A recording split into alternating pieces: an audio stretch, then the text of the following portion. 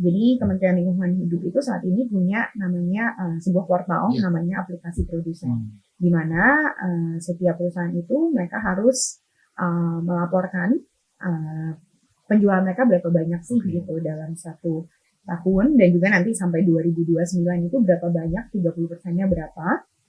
Nah, dari sekarang sampai 2029 efforts apa aja yang udah mereka lakukan gitu, capaiannya berapa gitu. Jadi mereka harus melakukan itu setiap tahunnya juga gitu. Dalam 1 tahun terakhir itu kita mengumpulkan sampah di 500 collection points. Jadi saat ini memang masih banyakkan itu di Jabodetabek.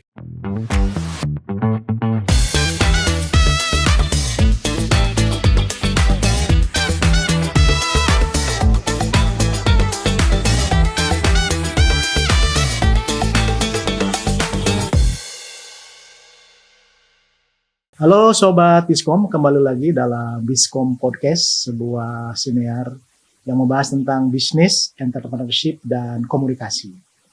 Kali ini kita akan berbicara tentang hal yang sangat menarik, yaitu tentang sampah.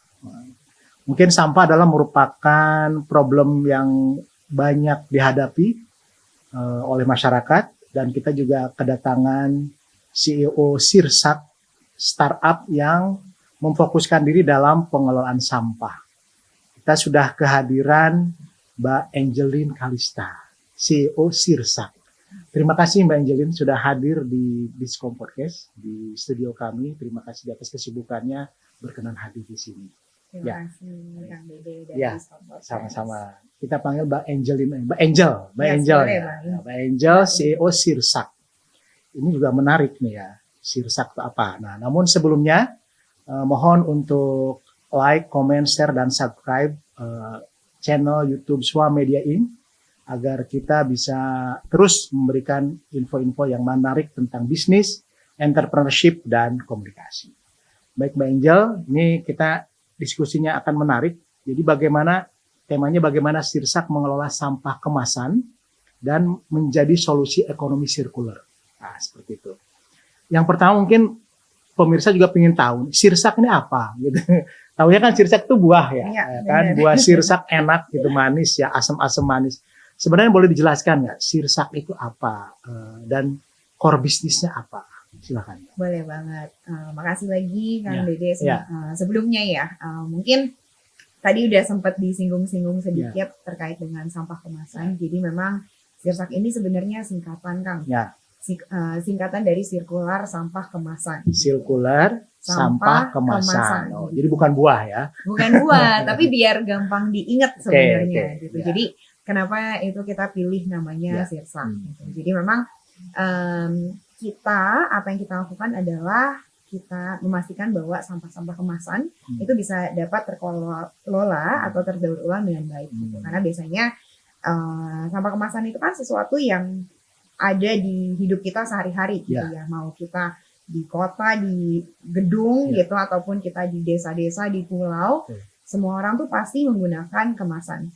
Dan biasanya kita nggak tahu nih kemasan-kemasan itu kemana setelah itu gitu. Setelah produknya kita konsumsi, kita nggak tahu habis itu beneran diolah atau enggak, atau yang kita lihat sekarang ini banyak di lautan, di TPA, tempat pemrosesan akhir dan lain sebagainya. Betul gitu. Nah, makanya kenapa di Sirsak kita fokus untuk sampah kemasan, dan juga di sini kita bekerja sama dengan berbagai pihak Kang. Karena kan nggak mungkin nih cuma satu pihak aja yang bergerak sendiri. Tentunya kita butuh support dimulai dari perusahaan yang memang menghasilkan kemasan-kemasan ini, dimulai dari juga individu atau komunitas. Karena kalau misalnya individunya nggak ngumpulin atau nggak menyortir juga percuma gitu kan. Juga kita bekerja sama dengan pihak-pihak yang memang melakukan pengumpulan, pendaur ulang, dan juga pemerintah tentunya untuk bagaimana biar regulasi ini juga bisa mensupport dan menciptakan ekosistem yang memang mendukung untuk pengolahan sampah dan pendaur ulang sampah kemasan ini. Berdiri tahun kapan Mbak Sirsak? Kita masih baru banget, jadi kita mulai itu di tahun 2023. 2023. Jadi 2 tahun berjalan lah gitu. Untuk Mbak sebagai CEO-nya? Betul. Jadi saya CEO-nya dan juga ada 2 co-founders lagi yang bareng sama saya untuk bangun Sirsak ini. sebelumnya gimana bisa membangun ini? Apa background Mbak? Nah, oke, ini lumayan long story, Ya, cuma nggak apa-apa ya, ya. saya ceritain Boleh, sedikit gitu sedikit ya. aja, singkat Sedikit aja. aja ya, oke oke. Jadi memang sebenarnya background saya itu awalnya di policy, Oke. di kebijakan gitu. Jadi memang jadi mungkin hampir 10 tahun lalu saya sempat kerja di PBB dan kebetulan memang isunya, proyeknya saat itu terkait dengan persampahan gitu. Nah, saat itu saya baru banget completely new untuk sektor environment gitu. Nah, abis itu saya sempat S2, ngambilnya lebih kebijakan lagi. Saya ambil kebijakan tapi lebih S2 di mana Mbak? Di UK, di London waktu itu. Ya, jadi dulu background saya S1-nya jurnalistik. Oh, gitu. dari mana? Di Pelita Harapan. Oh, Pelita Jadi Harapan. S1-nya jurnalistik, S2-nya itu kebijakan sosial. Gitu.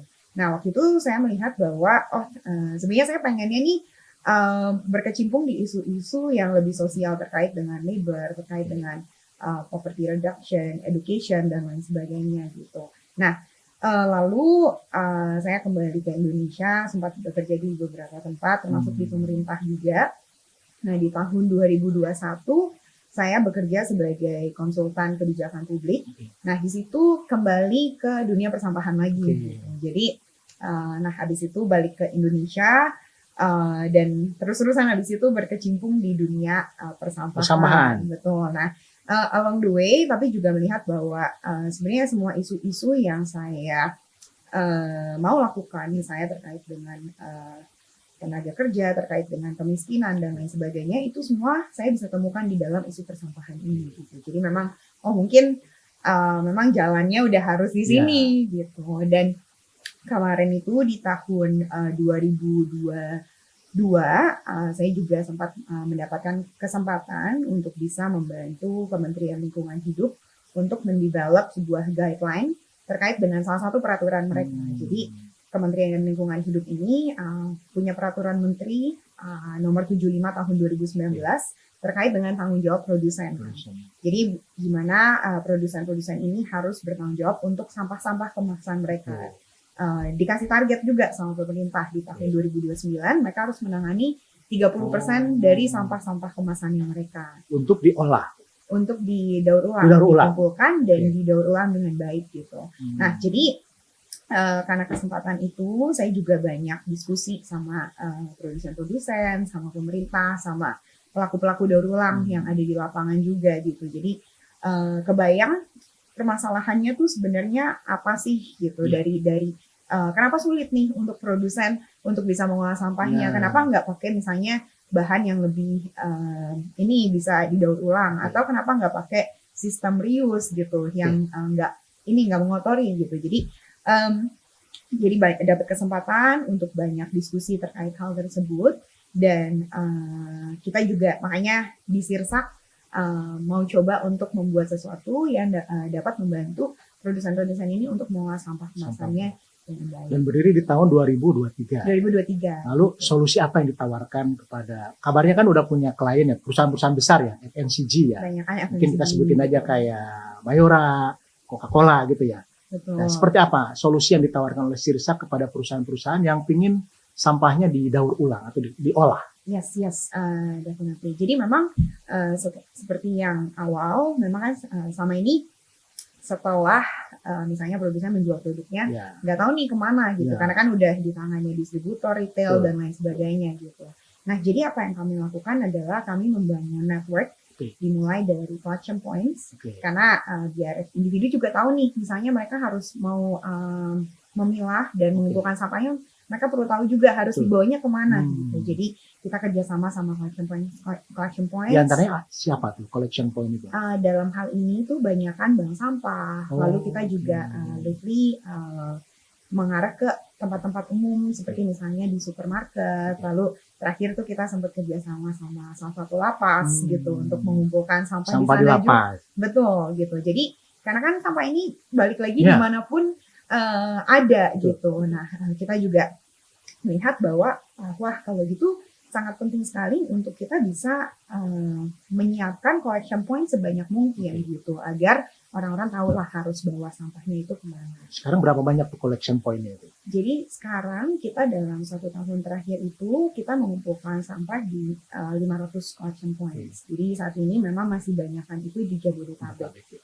Tapi memang kita akan expand juga ke Jawa Timur, lalu juga ke small island sebenarnya yang ada. Karena kan Indonesia ini negara kepulauan dan banyak sekali di pulau-pulau itu sebenarnya tuh banyak menerima sampah-sampah yang bahkan bukan dari pulau itu sendiri gitu, bahkan dari tempat-tempat lain lah, karena kan sampahnya di ini masuk ke perairannya mereka gitu. Jadi kita lihat itu gimana caranya kita bisa scale up untuk collection points-nya. Nah itu satu. Lalu yang kedua adalah saat kita ada collection points, kita harus memastikan bahwa sampahnya ini ada yang ambil gitu. Karena banyak sekali kasus di lapangan di mana kita udah bikin nih collection points, tapi sampahnya nggak ada yang mau ambil, gitu, karena ada kendala logistik dan dan lain sebagainya lah, gitu. Transportasi, jadi betul, karena transportasinya itu mahal, karena misalnya sampah harganya nggak seberapa, tapi logistiknya sama barang baru, gitu. Jadi nggak ada yang mau, gitu. Seringkali nggak ada yang mau untuk ngumpulin, apalagi kalau dalam quantity yang sedikit ya, gitu.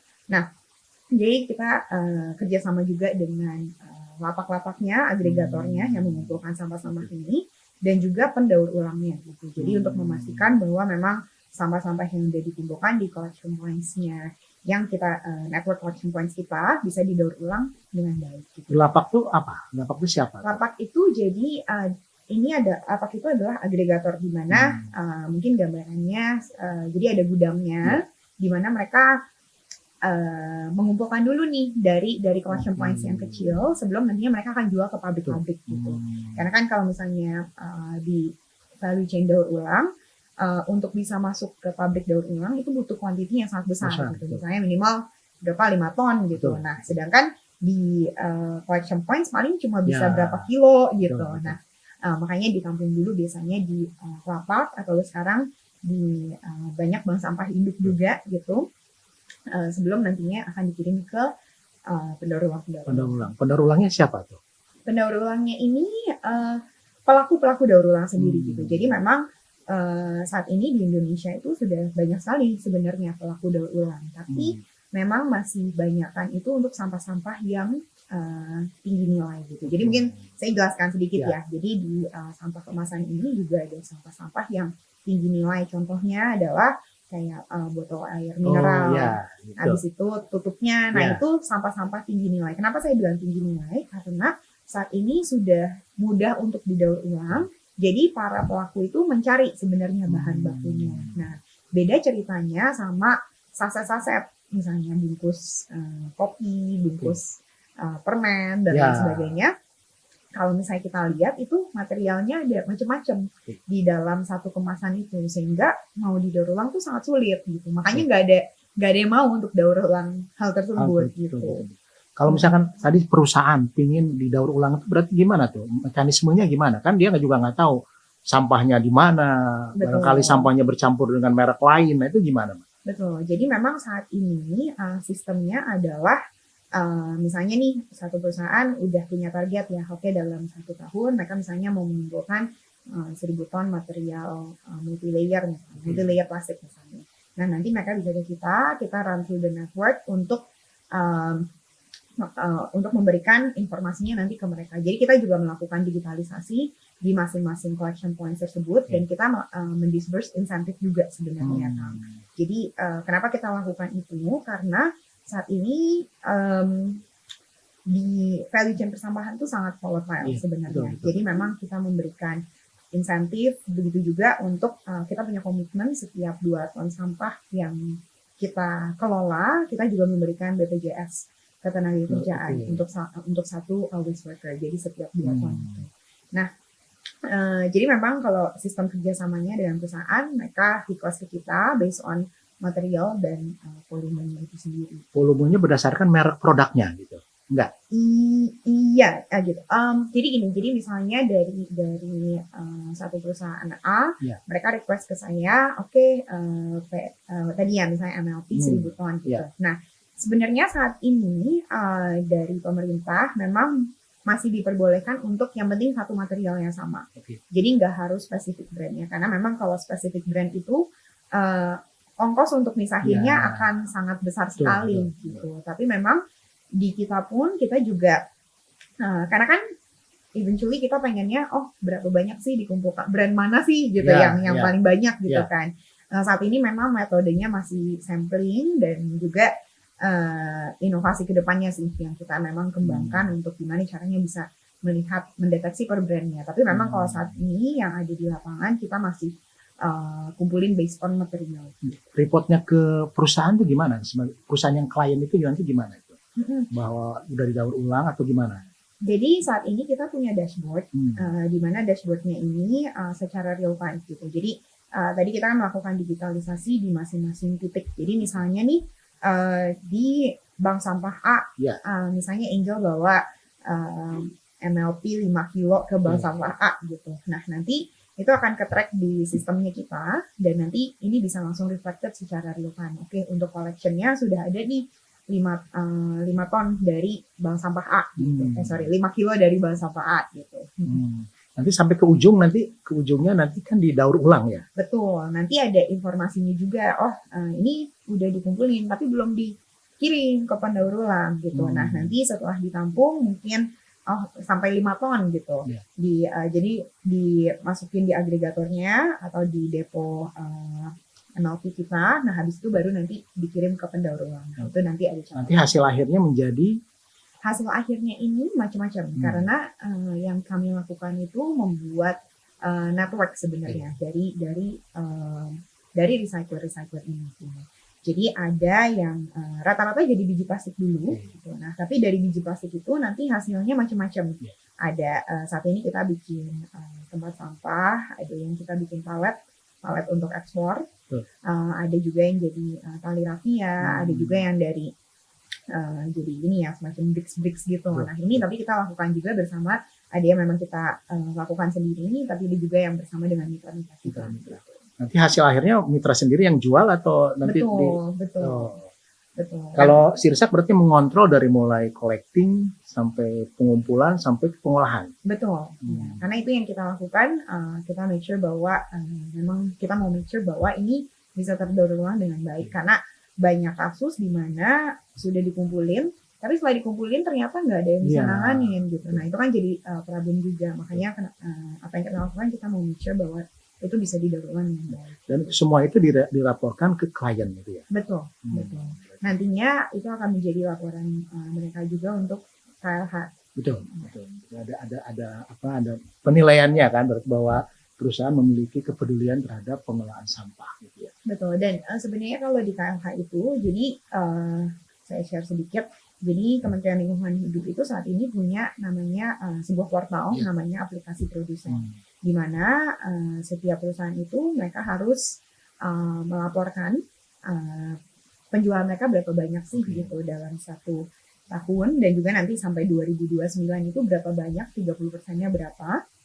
Nah, dari sekarang sampai 2029 effort apa aja yang udah mereka lakukan gitu, capaiannya berapa gitu. Jadi mereka harus melakukan itu setiap tahunnya juga gitu.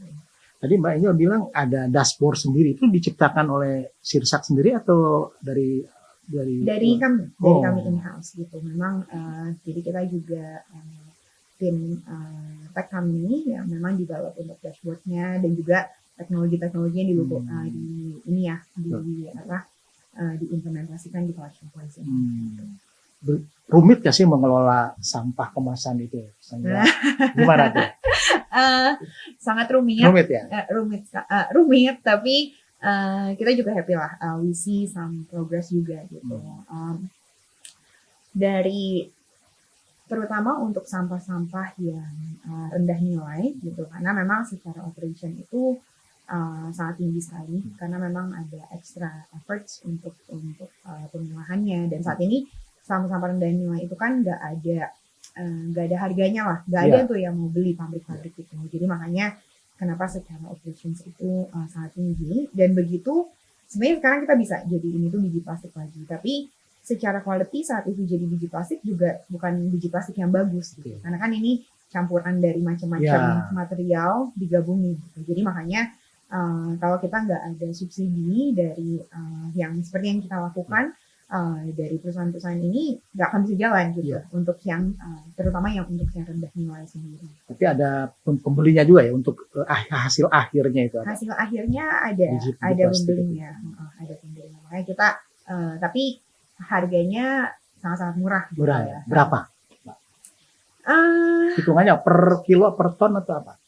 Per kilo, mungkin saya kasih gambaran ya, karena kan misalnya ya, ini saya nggak say the real number. Misalnya kita misalnya ongkos untuk kita mengelola, untuk beli dari masyarakat, dari agregator dan lain sebagainya, misalnya kita Rp8.000 misalnya.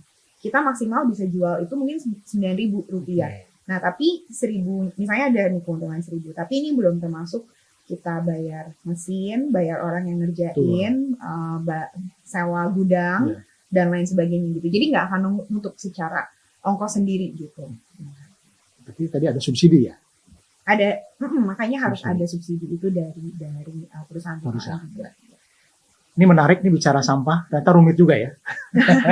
Emang rumit ya. Baik, tapi sebelumnya Sobat Diskom kita break sebentar dan jangan lupa untuk tetap stay di channel YouTube ini. Kita akan break sebentar dan kita lanjutkan dan jangan kemana-mana.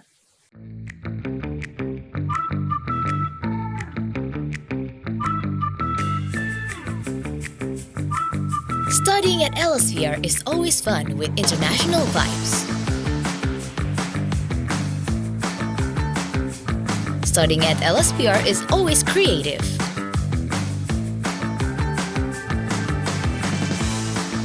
Studying at Elsevier is always flexible. Studying at Elsevier is always effective. And also, one step ahead.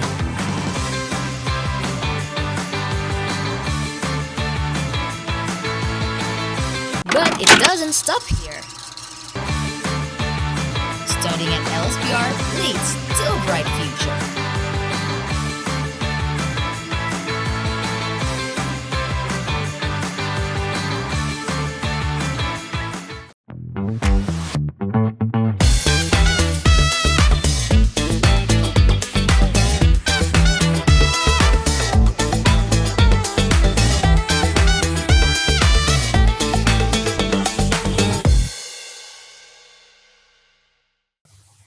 Halo Sobat Diskom, kita kembali lagi dan kita lanjutkan pembicaraan menarik dengan Mbak Angel, CEO Sirsak.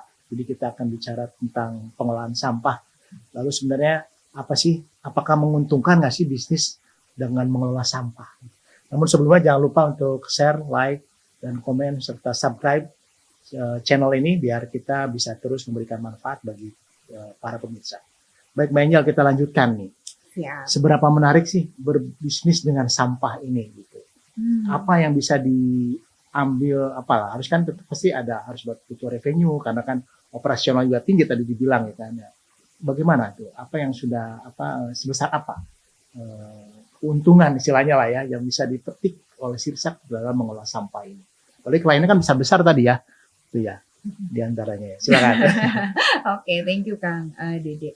Yes, kalau terkait dengan opportunity, sebenarnya memang opportunity-nya itu sangat besar juga kan. Jadi memang tadi saya sempat share juga ya, mungkin kita udah ada beberapa klien juga yang memang udah support Sirsak dari awal gitu. Sebenarnya kalau kan ini tantangannya juga banyak banget dan tantangannya besar gitu kan. Nah, tapi semakin besar tantangannya, saya juga percaya kesempatannya ini makin besar juga gitu. Apalagi kalau misalnya saat ini kita ngelihat juga dari pemerintah ataupun bahkan di tingkat global pun memang arahnya sudah ke sana. Gitu. Jadi kalau misalnya di tingkat global saat ini memang lagi ada pembicaraan terkait dengan Global Plastic Treaty, gitu, di mana secara lagi ada legally binding instrument di mana negara-negara harus berkontribusi untuk men-tackle plastic pollution sendiri. Gitu. Nah nantinya di tahap nasional akan dituangkan juga gitu. Dan saya melihat bahwa opportunity-nya kenapa nih kita fokus di kemasan sebenarnya? Karena kan kalau Ya. isu sampah sendiri itu sebenarnya Banyak. luas banget. Ya, betul. Luas sekali, belum ada kita ngomongin sampah organik, kita belum ngomongin sampah elektronik dan lain sebagainya. Sampah hutan, gelondongan gitu ya. Benar, sampah industri, terus sampah Betul. B3, Ya. rumah sakit dan lain sebagainya, Ya, banyak betul. sekali gitu. Nah, kita fokus untuk kemasan karena memang dari awal sebenarnya Sirsak berdiri, kita punya goal untuk gimana caranya kita bisa membantu perusahaan-perusahaan untuk bisa lebih sirkular Ya, gitu. Goalnya di situ dulu Ya. sebenarnya. Gimana aja awalnya itu meskipun along the way itu banyak macam-macam lah. Ya. Kita juga sempat beberapa kali ini benar gak ya Ya. ganti bisnis model dan lain Betul. sebagainya gitu. Nah, sampai kita akhirnya land di ternyata memang saat ini problemnya ada nih demand dari perusahaan untuk menangani sampah-sampah kemasannya mereka gitu. Karena saat ini mungkin banyak waste management lain tuh fokusnya untuk collection dan lain sebagainya. Nah, kalau di Sirsak kita sebenarnya model kita sangat lean karena kita nggak biasanya kan kalau waste management tuh kita harus bangun gudang, kita harus punya armada, kita harus punya daur ulang yang dan orang banyak kan nggak mau bayar tentang sampah gitu sebenarnya ya. Atau nggak cari opsi yang paling murah apa deh gitu. Nggak ada yang mau beda lah sama kalau misalnya kita beli barang, kita mau cepet-cepet, rela nih bayar lebih mahal gitu untuk misalnya beli barang gitu. Beda sama untuk ngurusin sampah. Makanya kita sebenarnya fokus ke kemasan karena kita melihat there's actually an opportunity juga di situ. Dan untuk sampah-sampah yang low value, meskipun saat ini nggak ada yang mau. Ya. Nah, kalau misalnya kita memang bisa berhasil dari daur ulang yang kita lakukan, we could be the first gitu untuk yang fokus di sampah-sampah yang low value ini. Tapi sebelumnya belum ada yang seperti begini, seperti Sirsak yang sebenarnya Sirsak kan membuat sistem ya, sistem pengolahan sampah dan bekerja sama dengan para mitra ya. Betul. Dari mulai collectionnya, dari Betul. pengumpulannya sampai ke pengolahannya. Yes. Sebelumnya apakah tidak ada yang seperti Sirsak?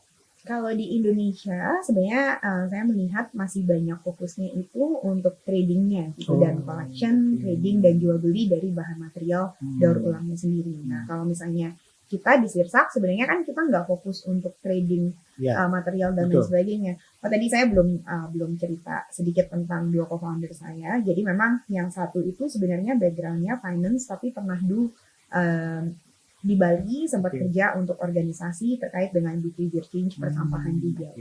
Nah, yang satu lagi awalnya sebagai IT consultant gitu dia di Accenture, lalu sempat kerja di FMCG juga, salah satu FMCG terbesar di Indonesia.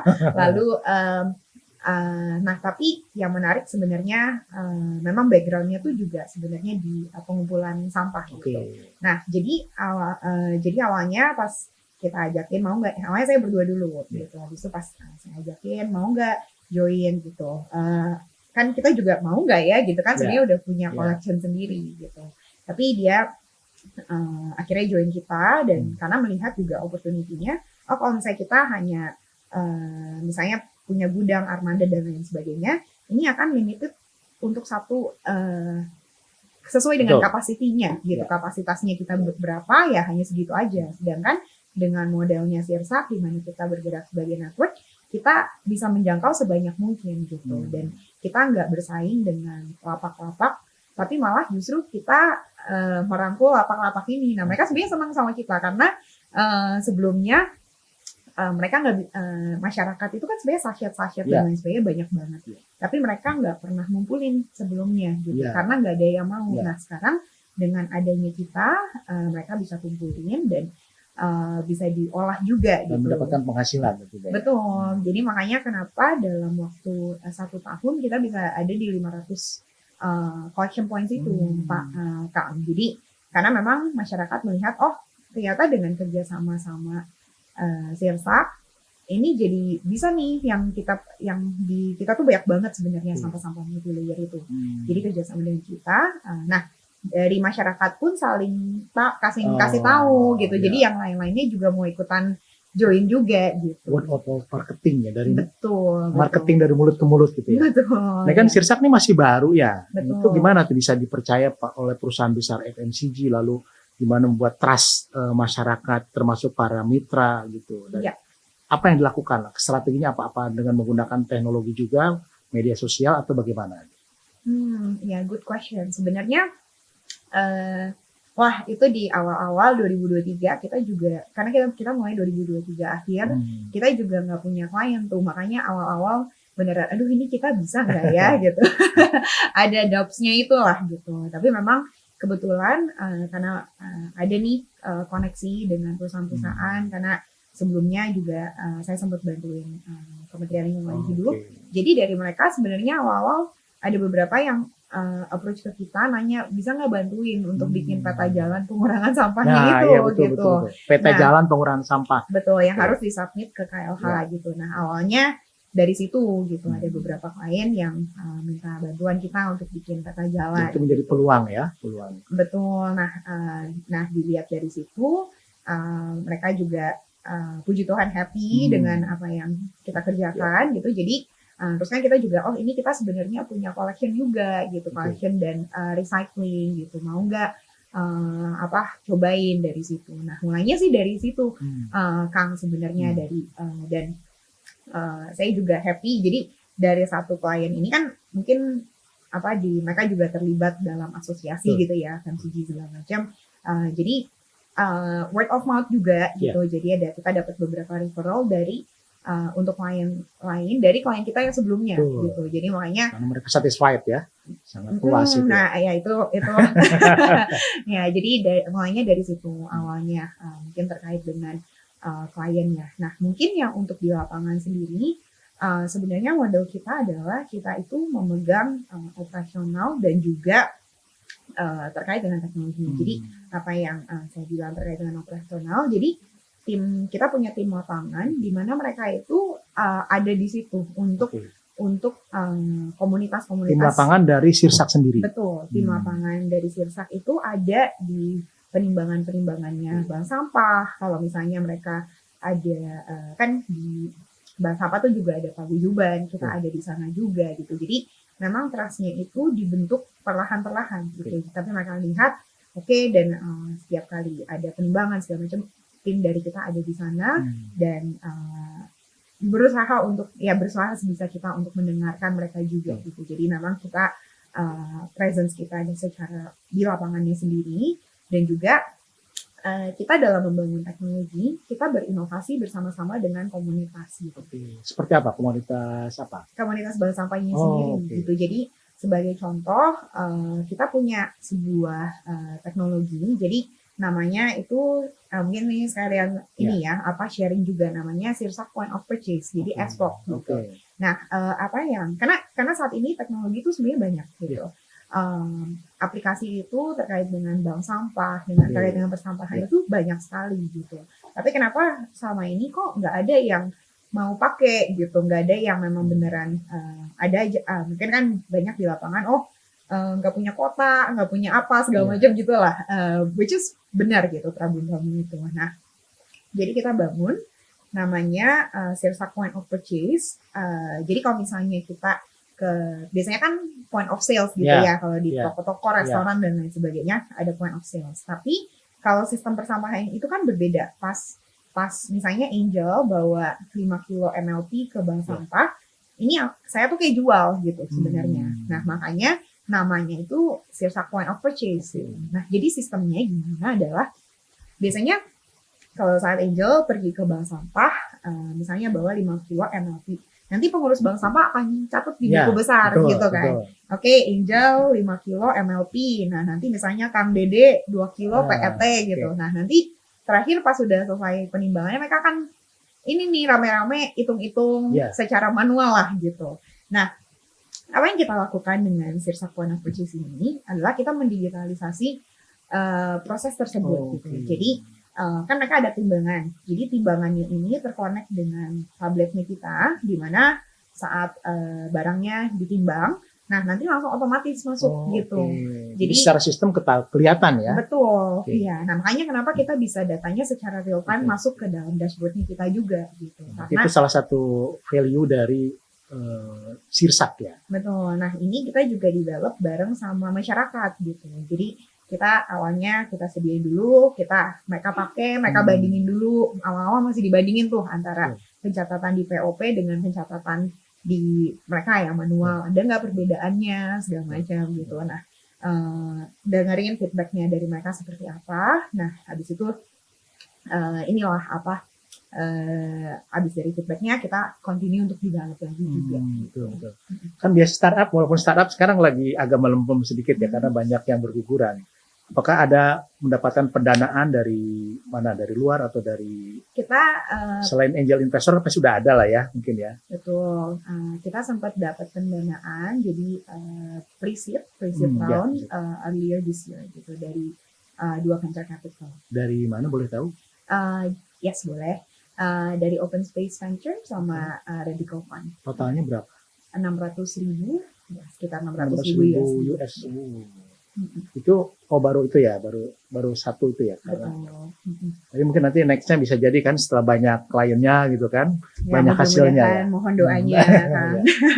Terus seberapa menguntungkan sih dengan bisnis sampah ini, pengelolaan sampah ini? Sebenarnya karena apa yang kita lakukan itu adalah dapat, dan kita kan sebenarnya memang biaya kita tuh adalah orang-orang kita di lapangan, teknologinya kita, lalu insentif yang kita berikan ke masing-masing, dimulai dari collecting points-nya, lalu agregatornya, nanti di recyclernya gitu. Nah, basically kalau ditanya menguntungkan gitu. Tapi memang pastinya ya ini ya kita butuh juga lebih banyak lagi dukungan dan lain sebagainya. Karena misalnya sebagai contoh misalnya saat ini regulasi pemerintah kan masih belum ada sanksi dan lain sebagainya, sehingga menyulitkan buat perusahaan yang benar-benar untuk komitmen, nanti mereka nggak akan bisa bersaing gitu. Nah, kalau misalnya di luar negeri itu kan sebenarnya ada sistem di mana setiap produsen itu mereka memang tergabung dalam satu sistem, nantinya ya udah semuanya harganya naik sama-sama, tapi jadi jadi basically kalau di luar negeri itu ada namanya seperti deposit return system gitu, di mana misalnya saya beli air mineral, misalnya harganya 3.000 gitu. Nah, di situ ada uang depositnya. Jadi misalnya saya bayar itu 3.500, tapi pas saya balikin kemasannya, nanti saya dapat 500-nya lagi gitu. Nah, itu kan sebenarnya ada sistem-sistem seperti itu. Di sini belum ada ya? Belum, ya, masih inilah karena kan masih on progress gitu. Jadi sebenarnya kalau ditanya balik lagi menguntungkan definitely, tapi tentunya kita butuh more push juga gitu. Kalau klien berapa tuh kontraknya klien? Misalkan mau bekerja sama dengan Sirsak ini, rata-rata berapa? Aduh, ini apa kisaran ya? Berapa kisarannya? Siapa tahu kan ada yang pemirsa yang pingin bekerja sama dengan Sirsak gitu, kan? Maunya kita langsungnya banyak gitu ya. Iya, rata-rata berapa? Saya boleh sebut gak ya? Kisaran aja, kisaran. Nanti sebenarnya sih depending untuk dari materialnya dan juga volumenya juga ya. Mungkin sebenarnya sih saat ini ya kita di kisaran mungkin berapa ya? Karena banyakan pilot mungkin ada ada yang bisa di atas 100 juta gitu, tapi ada juga yang misalnya di bawah itu. Paling tinggi berapa? Paling tinggi? Udah MM-an? Belum sih. Belum, mungkin ya, dari SWA nanti. Mudah-mudahan ya. Kan nanti setelah banyak yang pemirsa ya kan bisa bekerja sama ya. Nanti mudah-mudahan semakin banyak yang bekerja sama dengan Sirsak ya. Kalau total karyawan berapa sekarang? Saat ini kita sekitar 20 orang. Terakhir, pertanyaan terakhir, kalau rencana pengembangan apa nih ke depan? Akan sebesar apa nih Sirsak ke depan ini, atau akan dikembangkan jadi apa nih Sirsak ke depan ini? Yes. Kita memang punya target sebenarnya di tahun 2030 itu, dimana kita bisa mengelola minimal 100.000 ton sampah kemasan. Jadi 100.000 ton sampah kemasan. Sekarang baru berapa? Sekarang sih kita masih dikit ya? Gitu. Kita masih on the way there gitu. Karena sekarang ini banyaknya untuk di yang low value juga. Gitu. Jadi memang kita itu targetnya, dan untuk achieve itu tentunya kita butuh lebih banyak lagi collection points. Gak hanya yang di Jabodetabek aja, tapi juga di mana bisa dari luar-luar pulau dan lain sebagainya juga. Gitu. Mudah-mudahan tercapai ya. Mudah-mudahan. Kan masih baru ya, belum 5 tahun ya. Belum. Mudah-mudahan ya. Baik. Ini menarik sekali sebenarnya bicara tentang sampah, dan ternyata dari sampah-sampah itu ternyata bisa menghasilkan juga ya. Dan mungkin ini menjadi insight bagi anak muda yang mau bikin startup, mau bikin tentang pengolahan sampah, ternyata di situ juga bisa menghasilkan cuan tanda kutip ya. Baik, kalau gitu ada closing statement mungkin dari Mbak Angel buat masyarakat atau buat para pebisnis mau membuat pengelolaan sampahnya seperti apa dan bagaimana prospek startup sampah ini ke depan. Silakan.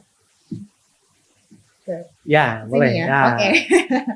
Oke, mungkin balik lagi isu persampahan ini bukanlah isu untuk satu pihak aja, tapi bagaimana kita secara kolektif bisa sama-sama menuju mengolah sampah kita dengan lebih baik gitu. Jadi untuk setiap individu, gimana kita bisa mulai untuk lebih conscious dari apa yang kita konsumsi, kita bisa tahu, apakah produk ini yang kita gunakan, kita bisa daur ulang atau enggak nih. Nah setelah kita bisa, misalnya kita tahu ini bisa didaur ulang, di mana tempatnya gitu. Nah itu yang sebenarnya penting sekali untuk kita bisa lakukan. Dan saya percaya setiap kita itu punya role-nya masing-masing untuk melakukan hal tersebut. Apakah misalnya teman-teman di kampus, atau misalnya ibu rumah tangga, atau siapapun punya role-nya masing-masing untuk mengelola sampah-sampah tersebut. Lalu juga untuk perusahaan sebenarnya tentunya gimana bisa adanya komitmen yang lebih komitmen dari perusahaan sendiri untuk bisa terus menuju ekonomi sirkular gitu. Dimulai dari desain dari produk sendiri, lalu juga pengelolaan sampah yang lebih bertanggung jawab. Dan tentunya dari pemerintah semoga bisa terus mendukung regulasi-regulasi untuk membuat ekosistem yang lebih baik di persampahan. Terima kasih. Baik, terima kasih Mbak Angel. Terima kasih pemirsa, Sobat Biskom di mana saja Anda berada. Kita sudah mengakhiri pembicaraan tentang sampah. Mungkin kalau ada website atau apa Mbak? Ada yang ingin kontak? Boleh banget. Website kita di sirsak.co, lalu ada Instagram kita di sirsak.hub, jangan lupa di follow. Oke. Baik, terima kasih. Nanti kita kapan-kapan bisa mengundang lagi Mbak. Mungkin kalau ada pertanyaan-pertanyaan lanjutan ya. Definitely boleh banget. Baik. Sobat Biskom di mana saja Anda berada, terima kasih telah menyaksikan Biskom Podcast. Sekali lagi jangan lupa untuk like, share, komen, dan subscribe channel YouTube ini. Dan kalau ada masukan siapa lagi pebisnis yang ingin kita undang, silakan cantumkan di kolom komentar. Oke, terima kasih. Sampai jumpa lagi dan salam Biskom. Di era di mana teknologi informasi dan komunikasi berkembang pesat, transformasi digital memaksa kita memahami alur informasi yang tersebar cepat melalui jaringan internet. Membaca berita melalui gawai pribadi kini menjadi rutinitas harian bagi banyak orang. Selain memperoleh informasi terbaru, membaca berita juga menambah wawasan dan melindungi kita dari hoax. Menyadari pentingnya informasi yang akurat dan inspiratif, sua.co.id hadir menyajikan kabar bisnis dan ekonomi terkini.